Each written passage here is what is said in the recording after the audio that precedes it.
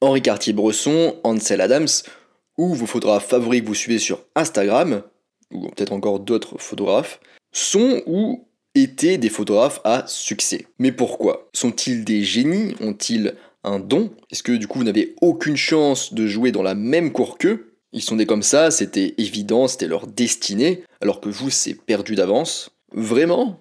Pas si sûr. On va voir tout ça ensemble. En avant, Guingamp. Avant de commencer, je vous rappelle que sur mon site photomaniac.fr, vous pouvez retrouver une information gratuite sur les bases de la photo. Alors cette vidéo, elle se base sur le livre de Malcolm Gladwell. Donc le livre, c'est Outliers, hors normes, la règle des 10 000 heures. Du coup, dans son livre, Malcolm Gladwell examine les facteurs qui contribuent au succès. Il va notamment étudier les raisons pour lesquelles le cofondateur de Microsoft, Bill Gates, a fait son immense fortune, comment les Beatles sont devenus l'un des plus grands groupes musicaux de l'histoire, et aussi comment les différences culturelles jouent un rôle important dans l'intelligence perçue et la prise de décision rationnelle. Et aussi comment deux personnes ayant une intelligence exceptionnelle, donc Christopher Langan et J. Robert Oppenheimer, finissent avec des fortunes très différentes. Nous, on va pas trop parler de ça, mais juste pour parler un petit peu de ce qu'il y a dans le livre. Nous, on va plus du coup s'intéresser à la partie un petit peu don, génie ou travail. Alors du coup, est-ce que le talent inné existe? En 1990, le psychologue Anders Ericsson a étudié cette question en divisant des violonistes en 3 groupes. Donc premier groupe, les stars avec le potentiel de devenir des solistes internationaux. Deuxième groupe, les bons. Et troisième groupe, ceux qui ne seraient pas capables de devenir des musiciens professionnels et qui essaieraient du coup à la place de devenir des professeurs de musique. Et du coup, une question a été posée aux 3 groupes, donc la question c'est la suivante. Depuis la première fois que vous avez eu un violon en main, combien d'heures avez-vous joué? Ils avaient tous du coup commencé à jouer environ au même âge, 5 ans, et ils jouaient à cette époque à peu près le même temps, soit 3 heures par semaine. En revanche, à 8 ans, les différences sont apparues. Ceux qui voulaient finir en tête de classe ont pratiqué de plus en plus au fil des ans, et plus que les autres du coup. Jusqu'à 16 heures par semaine quand ils avaient 14 ans, et plus de 30 heures par semaine à 20 ans. À 20 ans donc, cette élite aura accompli 10 000 heures de pratique du violon. Les groupes des bons, en revanche, eux, ils auront fait que 8 000 heures, et les futurs professeurs de musique, ils auront fait à peine 4 000 heures. En comparant du coup des pianistes amateurs avec des pianistes professionnels, le même modèle a été découvert. Les amateurs ne pratiquent pas plus de 3 heures par semaine pendant l'enfance, et vers l'âge de 20 ans, ils ne totaliseront que 2000 heures de pratique environ. Tandis que les professionnels ont augmenté progressivement leurs heures de travail jusqu'à totaliser 10 000 heures.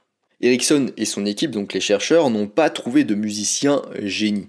Celui qui est doué naturellement et qui devient du coup professionnel sans trop d'efforts. Le neurologiste Daniel Lévitin dit que 10 000 heures de pratique sont nécessaires pour arriver au niveau d'expert international dans n'importe quel domaine. 10 000 heures, c'est beaucoup. Sur 10 ans, ça fait 1000 heures par an, du coup, soit 20 heures par semaine, sans s'arrêter. Avoir un don du coup ou des facilités, c'est possible, mais ça n'aide que quand on commence, que quand tout un groupe s'attaque à quelque chose de nouveau, ceux qui ont un don et une facilité seront un peu meilleurs au début. Mais sur la durée, les bosseurs non doués seront toujours meilleurs que les surdoués branleurs. Et on considère souvent Mozart comme un génie, mais ses premières œuvres étaient loin d'être considérées comme des chefs-d'œuvre. Du coup, sa première œuvre considérée comme un chef-d'œuvre, c'est la numéro 9 K271 qu'il a composée à 21 ans. Donc oui, ça fait jeune 21 ans, mais il faut se dire qu'à cette époque, Mozart avait déjà composé pendant 10 ans. Du coup, c'est tout l'intérêt de commencer quelque chose tôt.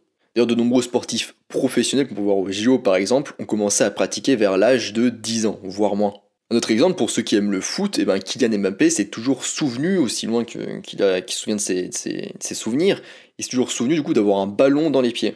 Pour ceux qui préfèrent la musique, les Beatles, avant d'être connus en 1964, avaient déjà joué près de 12 000 fois en direct. Pour ceux qui aiment l'informatique, à l'époque où Gates achève ses études à Harvard, il avait déjà pratiqué l'informatique pendant 7 ans non-stop, dépassant les 10 000 heures. Bref, du coup pour la photographie c'est pareil, il faut pratiquer finalement. Aussi se former dans le bon sens en écoutant des podcasts comme celui-ci, en regardant des vidéos, en lisant des articles, en prenant des formations éventuellement, ou en lisant des livres. Et tout ça en fait c'est plutôt rassurant finalement, parce qu'il n'y a pas de génie, il n'y a pas de mystère, juste du travail, de la pratique et de l'acharnement. En fin de compte, pour devenir un photographe brillant, vous devez photographier. C'est déjà la fin de cet épisode. En parlant de se former et de pratiquer, je vous rappelle que sur mon site photomaniac.fr, vous pouvez retrouver une information gratuite sur les bases de la photo. Moi je vous laisse ici et je vous dis à bientôt sur les internets mondiaux.